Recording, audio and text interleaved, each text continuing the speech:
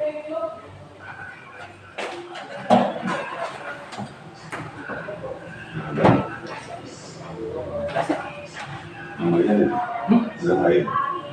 itu kita lagi buat buang anu awal nama kita.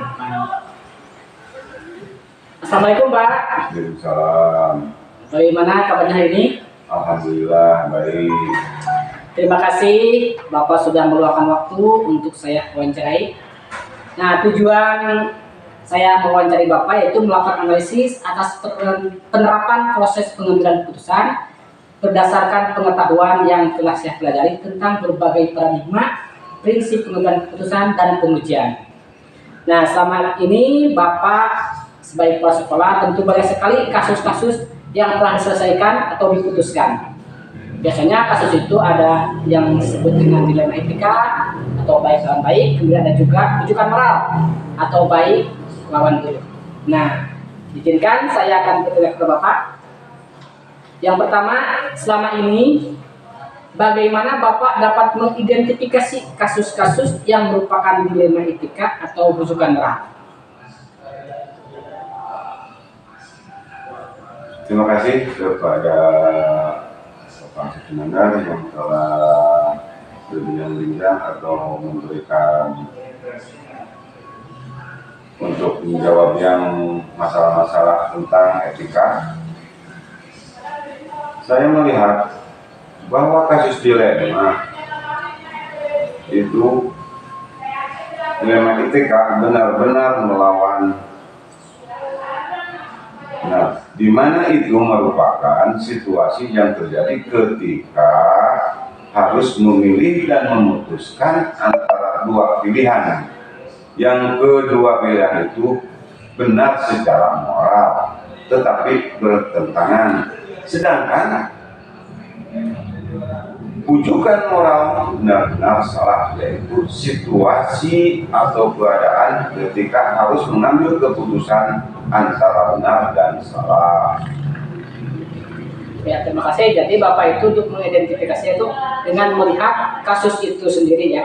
Nah, pertanyaan kedua, selama ini bagaimana Bapak menjalankan pengambilan keputusan di sekolah Bapak, terutama untuk kasus-kasus di mana ada dua kepentingan yang sama-sama benar atau sama-sama mengandung nilai kebajikan? Sebelum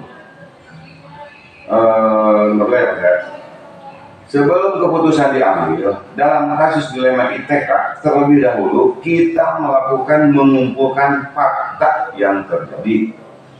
Siapa yang terlibat, siapa saja yang terlibat, menganalisis benar salahnya, membuat alternatif solusi, membuat keputusan, dan lihat lagi keputusan atau diferensi, refleksi ya, gitu. Ya, jadi Bapak ketika kasus itu apakah itu dilema etika, ya Bapak itu pertama itu dengan cara mengumpulkan bukti-bukti atau fakta-fakta yang ada di lapangan. Jadi Ya. Selanjutnya langkah-langkah atau prosedur seperti apa yang biasa Bapak lakukan selama ini? langkah-langkah yang dilakukan mengumpulkan fakta-fakta yang terjadi, menentukan siapa yang terlibat atau menelisik benar-benar salahnya, membuat alternatif solusi, membuat keputusan, dan lihat lagi keputusan, direfleksi kembali. Jadi untuk prosedurnya seperti tadi Bapak telah Bapak bicarakan. Selanjutnya, hal-hal apa saja yang selama ini Bapak anggap efektif dalam pengambilan keputusan pada kasus-kasus dilema etika? Hal-hal yang saya lakukan, hal-hal yang efektif dalam mengambil keputusan kasus dilema etika adalah dengan melaksanakan siapa-siapa yang terlibat, sifat urgen, mendesak, dan tidaknya kasus dilema etika tersebut, dan pengambilan alternatif solusi. Nah, itu hal-hal yang selama ini Bapak anggap yang paling efektif. Nah, selanjutnya yang kelima, hal-hal apa saja yang selama ini merupakan tantangan dalam pengambil keputusan pada kasus-kasus dilema etika. Yang saya lakukan, tantangan dalam pengambilan keputusan kasus dilema etika adalah masalah itu mempunyai nilai yang sama-sama penting, tetapi harus ada yang dilakukan, juga ada orang-orang atasan langsung yang terlibat, serta adanya peraturan-peraturan yang harus dipenuhi. Tak kalah penting, adanya nilai rasa yang harus diutamakan. Itu ya, itu adalah hal-hal yang selama ini merupakan tantangan bagi Bapak dalam membuat keputusan dilema etika. Selanjutnya, apakah Bapak memiliki sebuah tata cara atau jadwal tertentu dalam sebuah penyelesaian kasus dilema etika? Apakah Bapak langsung menyelesaikan di tempat atau memiliki sebuah jadwal untuk menyelesaikannya? Bentuk atau prosedur apa yang Bapak jalankan? Yang saya lakukan dalam pengambilan keputusan dilema etika, saya tidak mempunyai jadwal khusus, tetapi ada tata cara dengan menganalisa, mempertimbangkan, dan mensuarakan kasus dilema etika yang ada, baik secara formal maupun secara non formal. Jadi Bapak itu dengan cara bermusyawarah walaupun Bapak tidak memiliki jadwal tertentu ya. Nah, selanjutnya, adakah seseorang atau faktor-faktor yang selama ini mempermudah atau membantu Bapak dalam pengambilan keputusan dalam kasus-kasus dilema etika ini? Seseorang atau faktor yang mempermudah pengambilan keputusan pada kasus dilema etika adalah orang-orang yang terlibat, adalah orang yang profesional yang menghargai dan menerima keputusan atasan langsung.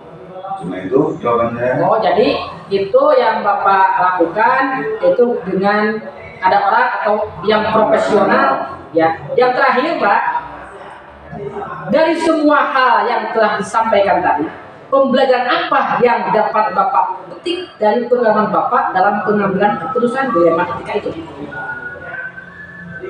Menurut saya, pembelajaran yang diambil dari pengambilan keputusan pada kasus dilema etika adalah sebelum mengambil keputusan harus banyak-banyak menganalisa kasus yang ada. Banyak pertimbangan setiap keputusan pasti tidak mungkin membuat puas semua pihak yang terlibat. Pasti ada pihak yang tidak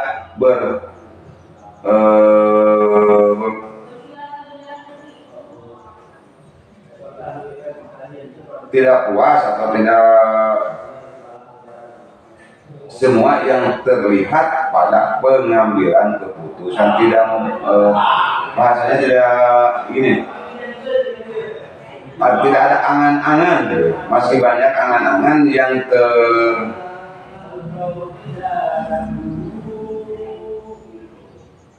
terpoikan semua yang terlihat pada pengambilan keputusan kasus yang menerima, menghormati, ya, serta melaksanakan keputusan yang ditetapkan yang sudah diputuskan. Oh, jadi pengalaman teh pembelajaran yang Bapak petik itu, jadi tidak semua keputusan itu orang merasa puas ya. Karena itu kita harus melihat lagi keputusan itu dengan cara merefleksikan lagi ya Pak ya.